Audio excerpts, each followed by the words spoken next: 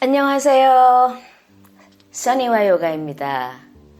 오늘 영상에서는 쿤달리니 요가와 명상호흡법에서 필수적으로 배워야 할 중요한 테크닉 두 가지를 알려드리겠습니다.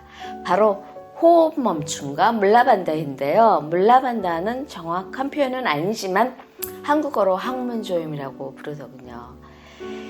이 쿤달리니 요가에서는 명상호흡이 끝날 때나 한 운동의 마지막 단계에서 호흡을 멈추고 물라반다를 적용하는 경우가 종종 있는데요. 이 테크닉은 제대로 적용하면 이 명상이나 운동을 하게 되면은 이 차크라가 이렇게 열리게 되는데요. 그 운동을 통해서 열려진 차크라로 에너지가 좀 더 잘 흐를 수 있도록 해주는 아주 중요한 역할을 합니다. 이 물라반다는 이 골반 아랫부분에 위치한 에너지 센터를 가리키는 이 산스크리트어인데요. 골반 아랫부에 있는 이 세 가지 근육, 즉 항문 괄약근, 그 다음에 성기 부위의 근육, 그리고 배꼽 주변의 근육, 이 세 가지 근육을 한 번에 조이는 행위를 말합니다. 여기 이 그림을 보면은 7개 차크라를 표시한 그림입니다. 여기 아래서부터 척추를 중심으로 7개의 차크라가 있다고 여겨지는데요.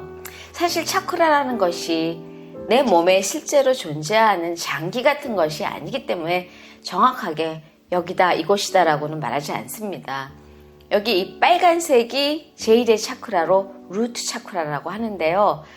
바로 척추 맨 아래 성기나 항문 근처에 위치합니다. 그래서 이 그림을 보시면 이렇게 보시면요. 여자와 남자는 구조가 다르다 보니 그 위치도 다릅니다만 이 물라반다는 이 빨간 점 주위에 있는 근육, 즉 루트 차크라 부위를 수축시키는 것을 말합니다.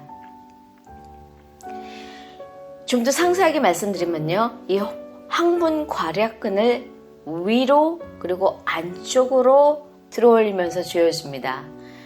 다음은 성기관 주변의 부위를 조여주는데요. 여자분 같은 경우 소변이 막 나오려고 할 때 꾹 참을 때와 같은 느낌에 비유할 수 있는데요. 시골의 안쪽을 가볍게 들어 올리면서 돌려주는 듯한 조임을 생각하시면 됩니다.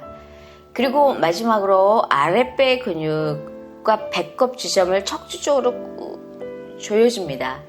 이 세 가지 동작을 즉 말하자면 항문 괄약근, 성기와 배꼽 주위 부위의 근육 이 세 가지 근육을 조이기를 한 번에 매끄럽고 빠르고 부드럽게 하는 동작으로 합니다. 우리가 명상호흡이나 요가를 할 때는 지속적으로 에너지가 만들어지고 제거되고 하는데 이때 몸 안의 에너지를 혼합시켜줘서 안정적인 방법으로 척추와 차크라를 통해 에너지를 위로 향하게 하는데 압력을 만들어주는 테크닉이라고 생각하시면 됩니다. 그렇다면 물라반다를 하면 어떤 이점이 있을까요? 이 테크닉을 말로 설명해서 전달하기는 좀 어렵지만 스스로 여러 번 몰입해서 체험을 하다 보면은 내 몸 안의 미묘한 에너지의 흐름을 알아차리게 됩니다. 이를 알아차리게 된다는 것은 나의 의식을 알아차리는 첫걸음이 될 수 있을 겁니다. 우리에게 에너지는 하나입니다. 다만 그 에너지를 어디에 무엇을 위해 사용하느냐에 따라서 그 에너지의 이름은 달라질 수 있습니다.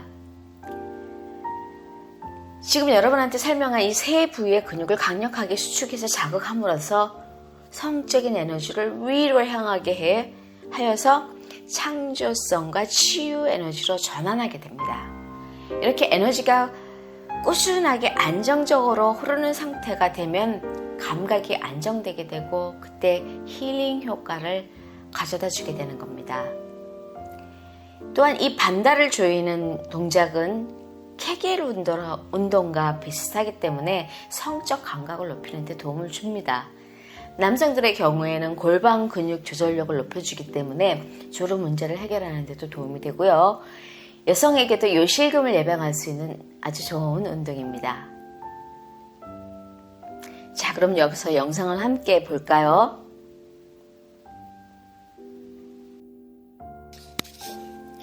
자, 다음 영상에서 함께 하실 스파이널 플렉스 척추 운동의 마지막 단계에서 인헬하고 호흡을 멈춘 상태에서 물라반다를 적용합니다.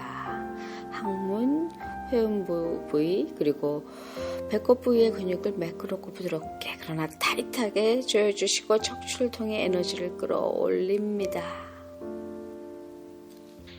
그래서 물라반다는 이 명상이나 운동을 하는 동안 내내 적용하기도 하는데요.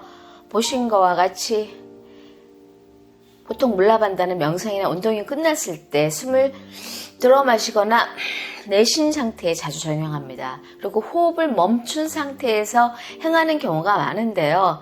이 호흡 멈춤에 대해 좀 더 말씀드릴까 합니다.